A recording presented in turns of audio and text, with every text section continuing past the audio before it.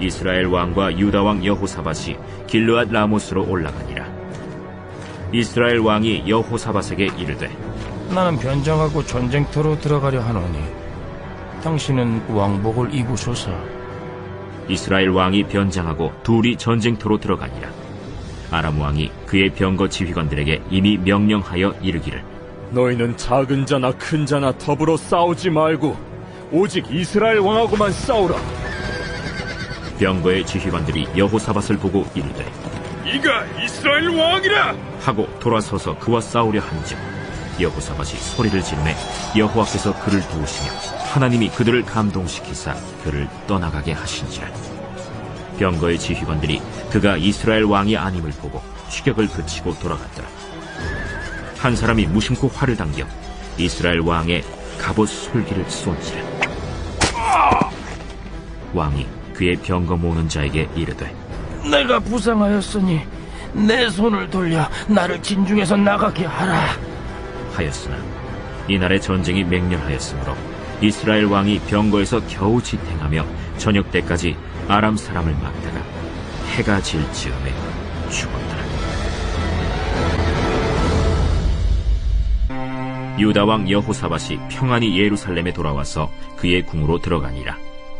하나니의 아들 선견자 예후가 나가서 여호사밧 왕을 맞아 이르되 왕이 악한 자를 돕고 여호와를 미워하는 자들을 사랑하는 것이 옳으니까. 그러므로 여호와께로부터 진노하심이 왕에게 임하리이다. 그러나 왕에게 선한 일도 있으니 이는 왕이 아세라 목상들을 이 땅에서 없애고 마음을 기울여 하나님을 찾음이니이다. 여러분 반갑습니다. 오늘도 퀴트로여는 기막힌 하루입니다. 본 말씀 역대하 18장 28절부터 19장 3절까지의 말씀입니다. 자, 오늘 큐티 본문 말씀에서는 여호사밧과 아합의 연합군이 아람의 군대와 전쟁을 벌이는 모습이 그려지고 있습니다. 그리고 이 전쟁에서 아합은 전사하여 죽음을 맞이하게 되죠. 오늘 우리가 이 아합의 죽음을 통해 깨달아야 될 것이 무엇인가, 우리가 그것을 함께 묵상해 보기를 원합니다. 자, 먼저 오늘 28절부터 29절의 말씀을 보니까 이제 전쟁터로 가려고 할 때 아합이 제안을 합니다. 자신은 변장을 할 것이니 여호사밧은 왕복을 입으라는 것입니다. 여러분, 아합이 오늘 이런 제안을 하는 이유와 의도가 무엇일까요? 아합이 전쟁터에 나가면서 변장을 시도한 것은 틀림없이 이 미가야의 예언이 큰 영향을 미쳤을 것입니다. 어제 큐티 본문을 보면 이 미가야는 이제 벌어지는 전쟁을 통해 아합이 반드시 죽게 되리라는 예언을 듣게 됩니다. 물론 아합은 겉으로는 그 말을 믿지 않았습니다. 그리고 태연한 척했습니다. 그러나 속으로는 그 예언이 두고두고 마음에 걸렸습니다. 그러면서 이 예언처럼 내가 죽으면 어떡하나 하는 이 꺼림직한 두려움이 떠나지 않았던 것입니다. 여러분, 만약 그때라도 자신의 두려움을 직면하고 하나님 앞에 회개했다면 하나님께서 그를 살려주셨을 것입니다. 그러나 그는 회개하지 않습니다. 대신에 자신이 살 방법으로 이 변장하여 신분을 속임으로써 죽음의 위험을 피하려고 했던 것입니다. 여러분, 그러나 이것이 변장한다고 될 일이 아니죠. 이미 하나님은 이 전쟁을 아합의 심판의 장소로 삼으시고 그를 반드시 죽이기로 결정하셨습니다. 그러니까 그가 아무리 변장한들 이 하나님의 심판과 죽음을 피할 길이 없는 것입니다. 여러분, 우리가 오늘 하나님 앞에 사는 방법은 오직 딱 하나입니다. 그것은 우리가 우리의 죄를 인정하고 회개하는 것입니다. 그러나 대부분의 사람들이 어떻습니까? 오늘 많은 사람들은 자신이 죄인인 것을 인정하지도 않고 설령 안다고 해도 회개가 아니라 어떻게 해서든지 그 죄를 가리고 감추려고만 합니다. 학벌과 외모, 또 교양, 명품 옷과 액세서리, 심지어 직분으로조차도 자신을 포장하고 변장하여서 마치 나는 아무 문제가 없는 사람인 것처럼, 나는 너무 거룩한 사람인 것처럼 늘 나를 속이고 또 다른 사람을 속이는 그런 인생을 살아가는 것입니다. 여러분, 그렇게 그럴싸한 포장으로 변장하여서 사람은 속일 수도 있습니다. 그러나 하나님은 절대 속일 수가 없습니다. 하나님은 오늘도 나의 죄로 더럽고 부패하여 썩은 내가 진동하는 내 영혼의 실상을 다 알고 계십니다. 우리는 그 하나님의 시선을 두려워할 수 있어야 합니다. 내가 하나님 앞에서 사는 길은 오직 하나님과 공동체 앞에서 그동안 변장하며 살아왔던 이 거짓된 나의 모습을 벗어 던지는 것입니다. 그리고 솔직하고 진실하게 내 죄를 인정하고 고백하며 회개해야 합니다. 바로 그럴 때 하나님은 반드시 우리의 죄를 사해 주시고 우리를 살려주시고 구원해 주실 것입니다. 자, 질문해 봅니다. 나는 하나님의 시선과 사람의 시선 중 어떤 것에 더 신경 쓰이고 두려움을 느낍니까? 사람의 눈에 잘 보이기 위해 어떤 것으로 나를 변장하고 가리고 있습니까? 내가 살고 구원받는 길은 오직 진실하고 솔직하게 나의 죄를 인정하고 회개하는 것밖에 없다는 것을 깨닫고 있습니까? 말씀으로 깨달은 나의 죄를 날마다 드러내고 고백하여 거룩과 구원을 이루어 가시기 바랍니다. 자, 다음으로 30절부터 34절의 말씀을 보니까 이 아람과의 치열한 전투의 상황에서 비록 여호사밧은 왕복을 입고 적의 공격이 집중되었지만 여호와께서 그를 도우심으로 그가 무사히 살 수 있었다고 합니다. 자, 그런데 아합은 어땠습니까? 그는 변장까지 하는 기막힌 술수를 썼지만 이름도 알지 못하는 한 병사가, 그것도 무심코 쏜 화살이 갑옷 솔기에 정확하게 명중하여 그가 죽게 되었다고 합니다. 여러분, 오늘 말씀에 기록된 이 갑옷 솔기라고 하는 것은 갑옷의 이음새의 이 작은 틈을 의미합니다. 여러분, 이 갑옷을 금속으로 만드는데 근데 이것을 한 덩어리로 만들 수가 없었습니다. 만약 그렇게 하면 입고 벗기도 불편하지만 마음대로 움직일 수가 없는 문제가 있기 때문입니다. 그래서 이 당시 갑옷을 만들 때는 금속을 마치 비늘 형태로 여러 조각을 이어 붙여서 움직임이 편하도록 그렇게 만들 수밖에 없었던 것이죠.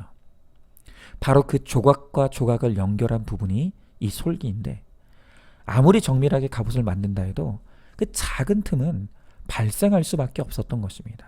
그러니까 쉽게 말하면 이 단단한 갑옷의 아킬레스건이 바로 이 갑옷 솔기인 것입니다. 자, 그런데 놀라운 것이 무엇입니까?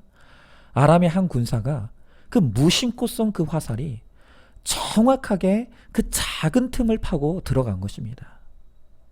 여러분, 오늘 이 모습을 통해 성경이 우리들에게 가르쳐주고자 하는 것이 무엇이겠습니까? 그것은 사람이 제 아무리 대단한 능력과 힘을 가졌다고 해도 인간은 갑옷이 아니라 갑옷 솔기일 뿐이라는 것입니다. 여러분, 만약 아합이 자기 인생이 갑옷 솔기라는 사실을 알았더라면, 약하디 약한 갑옷 솔기인 줄 알았더라면 그가 미가야의 심판과 죽음의 예언이 있을 때 그는 하나님 앞에 납작 엎드렸을 것입니다. 그러나 그는 자기 스스로를 갑옷이라고 착각했습니다. 심지어 자신이 변장까지 했으니 절대로 죽지 않으리라 확신했던 것입니다. 그러나 그럼에도 불구하고 분명한 사실은 무엇입니까? 그는 결코 갑옷이 아니라는 것입니다. 그는 그저 갑옷 솔기에 불과한 존재라는 것입니다. 결국 이 사실을 깨닫지 못했기에 그는 아람 군인, 그것도 이름도 없는 무명 군인이 마구잡이로 쏜 화살이 정확하게 그 솔기의 틈을 파고들어 그날로 세상을 끝내고 만 것입니다. 여러분, 우리가 이런 존재입니다. 우리 존재의 본질이 갑옷이 아니라 갑옷 솔기일 뿐이라는 것을 우리는 한시도 잊지 말아야 합니다. 혹시 여러분 돈 좀 가지고 계십니까? 번듯한 내 집 마련해서 든든해하고 계십니까? 노후를 빈틈없이 잘 준비해 놓았다고 걱정이 없다고 생각하고 있지는 않습니까? 여러분, 그러나 잊지 마십시오. 여러분들이 세상의 것을 아무리 많이 지니고 있다고 해도 여러분의 인생이 갑옷이 아닌 갑옷 솔기에 지나지 않는다는 것은 변하지 않습니다. 여러분 또한 이 사실을 깨닫는다면 경제적이든 육체적이든 어떤 의미에서든 내가 지금 고난을 당하고 내가 지금 괴로움을 당하고 내가 지금 아픔을 당하는 문제가 있다면 바로 그 문제야말로 내가 갑옷이라고 착각하지 않고 겸손하게 갑옷 솔기임을 늘 기억하면서 살게 해주시려는 하나님의 은혜라는 것을 알게 됩니다. 여러분 여기서 다시 한번 이 바울의 이야기를 하지 않을 수가 없습니다. 이 바울에게는 스스로 육체의 가시라고 부르는 이 질병이 있었죠.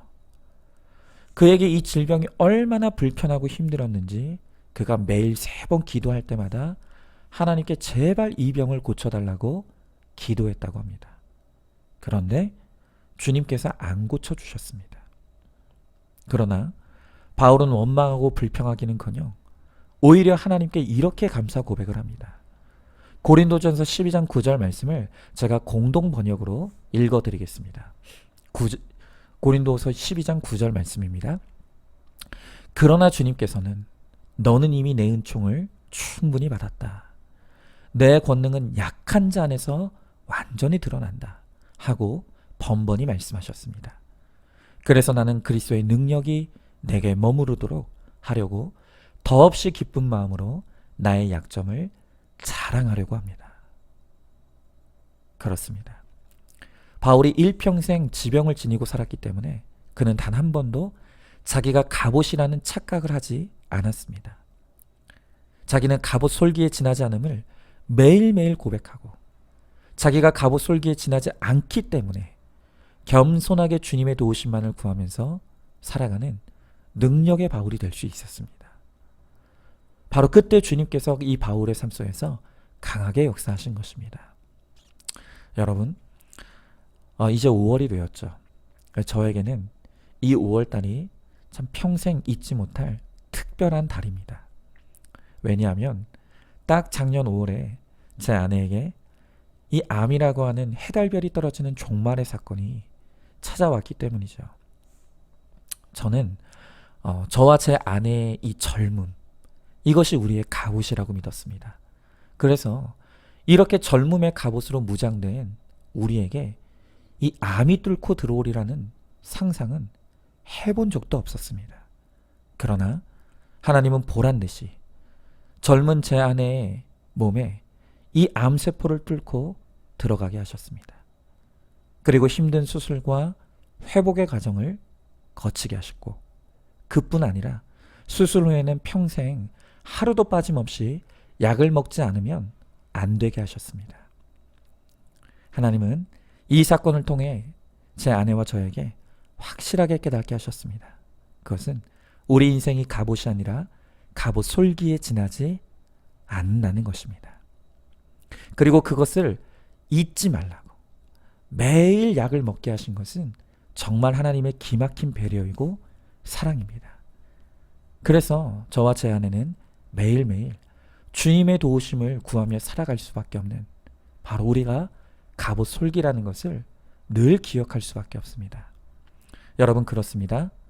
우리는 절대 갑옷이 아닙니다. 갑옷 솔기일 뿐입니다. 하나님의 은혜 없이는 단 하루도 살 수 없는 연약한 존재입니다. 그것을 믿고 인정하며 날마다 나의 약함을 자랑하고 하나님을 전적으로 의지함으로 여호사밧처럼 여호와의 도우심을 누리며 살아가는 우리 모두가 되길 바랍니다. 자, 질문해 봅니다. 나를 안전하게 지켜주는 나의 갑옷이 무엇이라고 생각하십니까?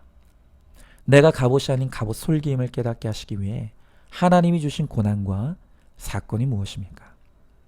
오직 하나님만 믿고 의지함으로 여호와께서 나를 도우시는 바로 그 은혜를 누리시기 바랍니다. 자, 마지막으로 오늘 19장 1절부터 3절의 말씀에 이 전쟁에서 여호사밧은 구사일생으로 살아남아 왕궁으로 돌아오게 됩니다. 자, 그러나 하나님은 선견자 예후를 통해 그에게 책망과 칭찬의 말씀을 동시에 주십니다. 여러분, 그에 대한 하나님의 책망이 무엇입니까? 오늘 말씀에 보니까 그가 악한 자를 돕고 여호와를 미워하는 자들을 사랑하는 것이 옳지 않다고 말씀하십니다. 여러분, 이미도 말씀드렸지만 이 여호사밧의 인생의 치명적인 실수가 무엇입니까? 그것이 바로 자기 욕심에 이끌려 자식을 불신결혼시킨 것입니다. 여러분, 이것을 통해 그의 아들 여호람이 하나님을 떠나 멸망을 당하게 됩니다. 여러분, 그래서 자녀들의 불신결혼의 책임은 전적으로 부모에게 있다고 하는 것입니다. 오늘 하나님께서 우리의 자녀들을 주신 목적은 오로지 그 자녀를 믿음의 영적 후사로 잘 길러내라고 우리들에게 이 자녀들을 주셨다는 것입니다. 그러나 내 자녀에게 믿음을 가르치기보다는 세상의 야망과 성공과 성취를 가르쳤기에 자녀들이 불신결혼으로 하나님을 떠나게 되는 것입니다. 이 자녀가 곧 나이고 내 삶의 결론입니다. 여러분, 그러나 오늘 3절에 보니까 하나님은 그에게 선한 일도 있다고 하십니다. 그것은 그가 아세라 목생들을 이 땅에서 없애고 마음을 기울여 하나님을 찾은 것이라고 합니다. 여러분, 그렇습니다. 지금도 늦지 않았습니다. 지난날 내가 세상의 성공과 야망을 우상 삼으며 내 자녀를 세상에 이 성공의 제물로 바쳤던 내 죄를 회개해야 합니다. 그리고 이제는 돌이켜 인생의 목적이 오직 거룩과 구원에 있음을 깨닫고 그것을 향해 나아가야 합니다. 그리고 내 자녀의 구원을 위해 힘써 기도하고 또 말씀의 적용과 순종을 이루며 삶으로 자녀들에게 복음을 외쳐야 합니다. 그러면 하나님께서 내 자녀들을 만나주시고 돌이켜 구원받고 살게 하시는 은혜를 반드시 베풀어 주실 줄로 믿습니다.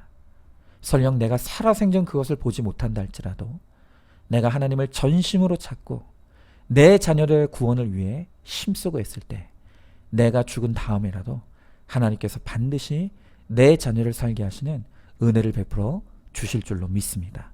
자, 질문해 봅니다. 내가 자녀들에게 보여준 것이 세상을 사랑하고 세상을 흠모한 것밖에 없기에 자녀들이 불신결혼하게 되었다는 것을 인정하십니까? 지금이라도 내 인생의 목적을 구원해 두고 자녀들의 구원을 위해 복음을 외치고 살아낼 때 하나님께서 내 자녀들을 반드시 구원해 주실 것을 믿으시기 바랍니다. 자, 오늘도 마지막으로 5월 10일 보석상자입니다.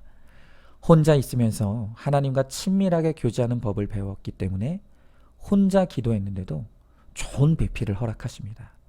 이런 사람이 매력 있는 사람입니다. 아멘. 오늘도 큐티로 기막힌 하루를 살아내는 하늘가족 공동체 우리 모든 성도님 되시기를 주님의 이름으로 축복합니다.